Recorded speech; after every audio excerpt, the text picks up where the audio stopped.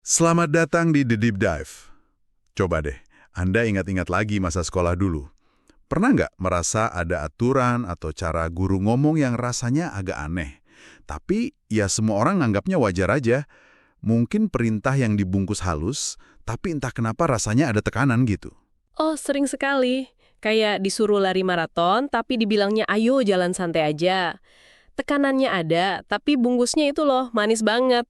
Nah, itu dia. Oke, mari kita bedah ini. Kali ini kita akan melakukan penelusuran mendalam terhadap sebuah konsep yang, mungkin jarang Anda dengar, tapi dampaknya terasa banget. Kekerasan simbolik di dunia pendidikan kita, di Indonesia. Dan sumber yang Anda berikan ini lengkap sekali. Ada tesis dari UIN Sunan Kalijaga yang ngulitin buku pelajaran agama, beberapa jurnal sosiologi, sampai artikel berita yang kasih contoh sehari-hari. Misi kita kali ini, membongkar permainan tak kasat mata ini. Gimana kekuasaan bekerja secara senyap lewat bahasa, gambar di buku, bahkan seragam sekolah. Dan tanpa sadar ngebentuk cara kita mandang dunia. Oke, kalau gitu kita mulai dari dasarnya dulu ya. Kalau dengar kata kekerasan, yang kebayangkan pasti bentakan atau ya hukuman fisik. Tapi kekerasan simbolik ini jelas bukan itu kan? Sama sekali bukan. Jadi, konsep ini asalnya dari sosiolog Prancis, Pierre Bourdieu. Bayangin deh sebuah kekuasaan yang begitu halusnya, sampai-sampai korbannya itu nggak sadar. Nggak sadar sedang dikuasai. Wah, Bahkan seringkali korbannya malah ikut setuju, menganggapnya wajar. Inilah kekerasan simbolik. Senjatanya itu bukan paksaan fisik, tapi hal-hal yang kita anggap normal, budaya, kebiasaan, dan terutama bahasa. Ini kekuasaan yang berhasil bikin korbannya bilang, ya, memang udah seharusnya begini. kekuasaan yang disetujui korbannya. Itu definisi yang kuat banget ya. Dan Anda bilang senjata utamanya bahasa. Ini menarik karena artikel dari RRI Madiun yang Anda kirim itu punya contoh yang nyambung banget. Misalnya, guru bilang, ayo cepat kerjakan, kalau tidak nanti ada konsekuensi. Saya sering banget dengar itu dulu. Tentu, kata konsekuensi itu kan kedengarannya profesional ya, sangat mendidik. Tapi kalau kita kupas, artinya apa? Itu kan cara yang diperhalus, istilahnya eufemisme, untuk bilang awas ada hukuman. Di baliknya, itu ada relasi kuasa yang jelas banget. Saya guru, kamu murid. Kerjakan, atau ada akibatnya. Tapi bukannya memang tugas guru untuk mastiin tugas selesai? Di mana ya batasnya? Batas antara disiplin yang wajar sama kekerasan yang diperhalus ini. Kadang-kadang susah dibedain. Pertanyaan bagus sekali, dan disitulah letak rumitnya. Batasnya itu ada di motivasi yang ditimbulkan. Ada contoh lain dari artikel itu. Guru bilang, siapa yang tidak bisa diam tidak akan diizinkan pulang. Tujuannya disiplin, tentu, tapi metodenya ancaman halus. Nah, menurut salah satu sumber kita, bahayanya adalah siswa jadi nggak mengembangkan kesadaran diri untuk belajar. Mereka bertindak bukan karena rasa ingin tahu atau motivasi dari dalam, tapi murni karena takut hukuman. Jadi mereka belajar untuk menghindari masalah, bukan untuk bertumbuh. Dalam jangka panjang, ini bisa mematikan kreativitas dan kemandirian ya. Otaknya jadi dilatih untuk patuh, bukan untuk mikir kritis. Tepat sekali, mereka jadi ahli mengikuti aturan, tapi kehilangan esensi pendidikan itu sendiri, keinginan tulus untuk belajar. Oke, jadi panggungnya itu di sekolah. Salah satu jurnal bahkan nyebut ruang kelas itu medan pertarungan. Kedengerannya dramatis banget. Maksudnya, guru dan murid itu saling berkelahi secara simbolis gitu. Apa yang diperebutkan? Haha, bukan berkelahi fisik, tentu. Bourdieu menyebutnya arena.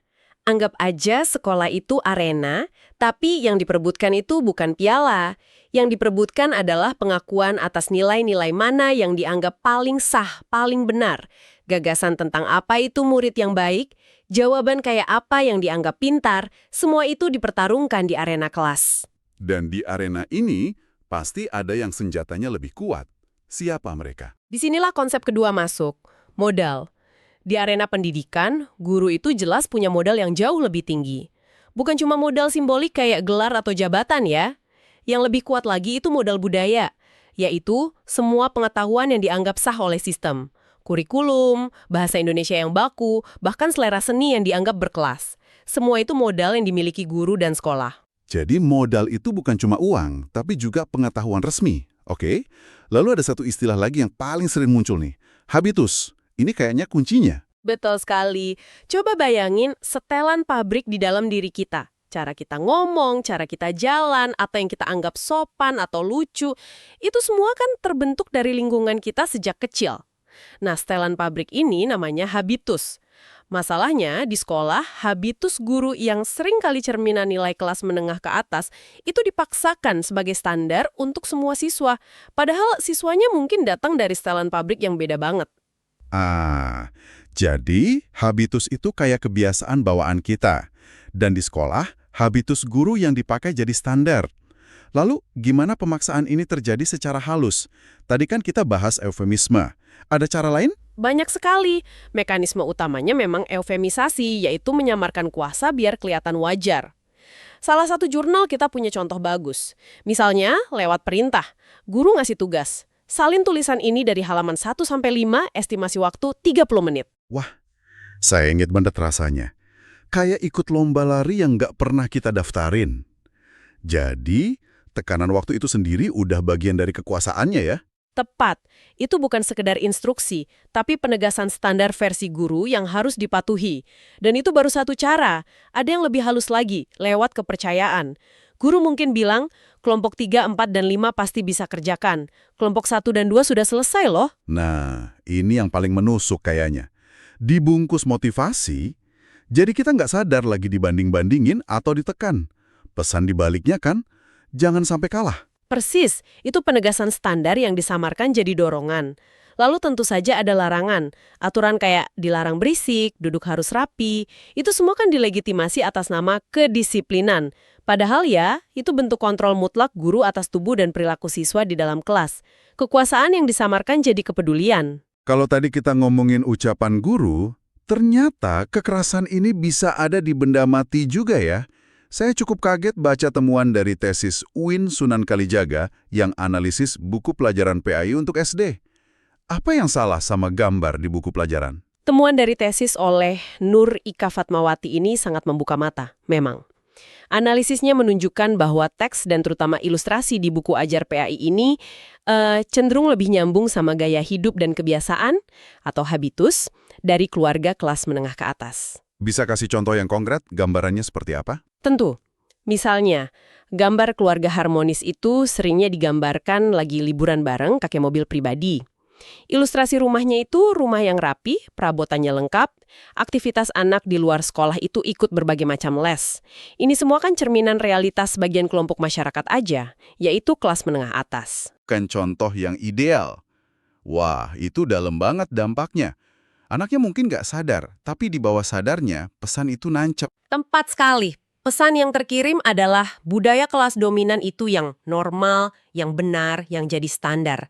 Ini kekerasan simbolik karena nilai satu kelompok dipaksakan jadi standar universal, sementara pengalaman hidup jutaan anak lain seolah-olah diabaikan. Itu baru dari buku. Ini bikin saya mikir, gimana dengan sesuatu yang kita pakai tiap hari, yang harusnya jadi simbol kesetaraan? Seragam. Salah satu jurnal kita punya pandangan unik soal ini kan? Katanya seragam malah bisa memperkuat ketimpangan. Betul, ini argumen yang sangat provokatif dari jurnal Sinergi. Teori dasarnya, seragam itu menciptakan apa yang disebut ilusi kesetaraan. Di permukaan, semua siswa kan kelihatannya sama, setara. Nggak ada kaya atau miskin, idealnya gitu. Tapi prakteknya nggak begitu.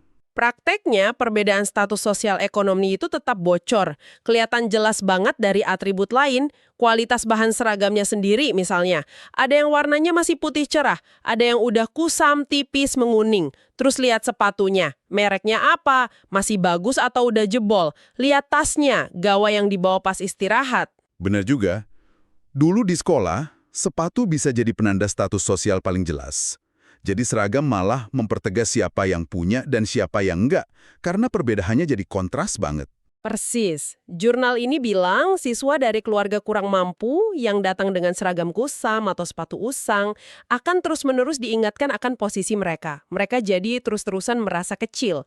Dan ketika sekolah memberlakukan aturan seragam yang ketat, lengkap dengan dasi, topi, logo sekolah, itu sebenarnya lagi melegitimasi dominasi simbolik ini. Sekolah bikin itu semua tampak wajar dan adil. Oke, kita sudah lihat cara kerjanya. Sekarang soal akibatnya. Kenapa ini penting? Apa dampak jangka panjangnya bagi seorang siswa? Dampaknya sangat nyata dan berlapis. Kalau kita sambungkan semua temuan dari sumber-sumber kita, ada 3 level. Level pertama, dampak psikologis. Seperti yang diungkap di artikel RRI, siswa jadi kehilangan motivasi belajar yang tulus. Mereka melakukan sesuatu cuma karena takut. Tesis tentang senioritas juga nyebut dampaknya bisa bikin mental siswa jadi rendah diri, nggak percaya diri. Contohkan dalam konteks senioritas. Junior yang ngalamin kekerasan simbolik dari seniornya, kelak pas dia jadi senior, ada kemungkinan besar dia akan melakukan hal yang sama ke juniornya. Karena itu dianggap tradisi, yang wajar, dan memang seharusnya begitu. Dia melanggengkan sistem yang pernah menindasnya. Dan yang paling mendasar, dampak strukturalnya. Ini yang paling mengkhawatirkan kayaknya. Betul. Ini yang paling besar, dampak struktural. Secara mendasar, semua praktik ini dari ucapan guru sampai gambar di buku, itu berkontribusi melanggengkan ketidaksetaraan sosial. Pendidikan yang harusnya jadi eskalator sosial, malah ikut memperkuat struktur kelas yang udah ada. Sekolah tanpa sadar mereproduksi ketimpangan, bukan mengatasinya. Pembahasan ini terdengar agak suram ya? Apa ada jalan keluarnya?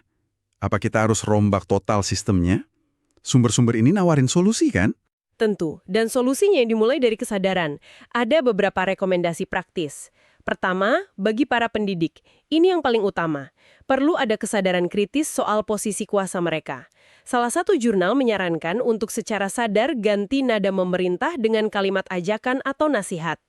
Itu butuh refleksi dan kerendahan hati yang tinggi ya dari para guru untuk mengakui cara mereka selama ini mungkin perlu diubah. Sangat. Lalu kedua, bagi institusi pendidikan. Ada langkah praktis, ada langkah mendasar. Praktisnya, seperti saran jurnal Sinergi, ya kasih subsidi seragam yang layak buat siswa kurang mampu. Tapi yang lebih penting itu langkah mendasarnya. Memasukkan kesadaran kritis ini ke dalam pelatihan guru. Mengajak semua orang di sekolah untuk bertanya, kenapa aturan ini ada? Nilai siapa yang diwakili buku ini? Dan terakhir, peran orang tua juga disebut penting banget di tesis dari UIN itu. Sangat penting. Bagi orang tua, disarankan untuk aktif dampingi anak belajar. Kalau nemu isi buku yang nggak nyambung dengan realitas mereka, orang tua bisa kasih penjelasan tambahan. Mereka bisa jadi penyeimbang narasi tunggal dari sekolah. Jadi, kalau kita rangkum, kita udah lihat gimana kekuasaan yang tak terlihat ini bekerja secara tersembunyi. Lewat hal-hal sepele, cara guru ngomong, gambar di buku, sampai seragam. Semua ini diam-diam ngebentuk cara siswa mandang diri mereka sendiri dan posisi mereka di masyarakat. Benar. Dan semua pembahasan dari sumber-sumber ini membawa kita pada sebuah pemikiran penutup yang cukup menantang. Silahkan. Sumber-sumber ini secara konsisten menunjukkan bagaimana sistem pendidikan, entah sadar atau enggak, ikut mereproduksi struktur sosial yang ada. Ini memunculkan satu pertanyaan penting untuk Anda renungkan. Jika pendidikan selalu digadang-gadang sebagai alat utama untuk mobilitas sosial, untuk memperbaiki nasib, namun di dalamnya tertanam mekanisme halus yang justru melestarikan status quo, lantas apa yang sesungguhnya dibutuhkan seseorang untuk menembus tembok tak kasat mata ini? Apakah benar cukup dengan menjadi lebih pintar atau bekerja lebih keras ketika aturan mainnya sendiri secara halus sudah tidak berpihak padamu sejak hari pertama kamu masuk sekolah?